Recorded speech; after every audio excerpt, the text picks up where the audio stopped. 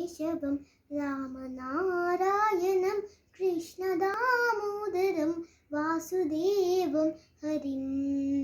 श्रीधरं माधवं गोपिकावल्लभं जानकीनायकं रामचन्द्रं भजे अच्युतं केशवं सत्यभामाधवं माधवं श्रीधरं राधिकाराधिकम्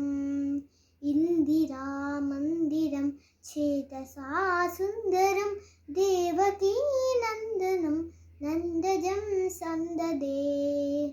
विष्णवे जिष्णवे शङ्किने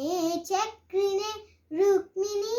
रागिणे जानकी जानये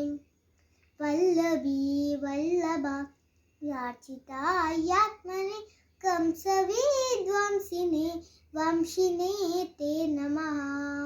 कृष्ण गोविन्द हे रामनारायणं श्रीपते वासुदेवाजित श्रीनिधि अच्युतानन्द हे माधवादोक्षज द्वारकानायक द्रौपदी रक्षका राक्षसशोभितो सीतया शोभितो दण्डकारण्यभु पुण्यताकारणः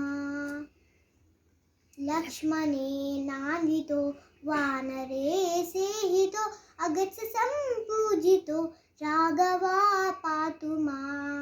देनुका निष्ठका निष्ठकृद्वेषिका केशिका कंसरुद् वंशिका कादनः पूतना कोपका सूरजा केननो बालगोपालका पातु मां सर्वदा बालगोपालक पातु मां सर्वदा। Thank you ma'am.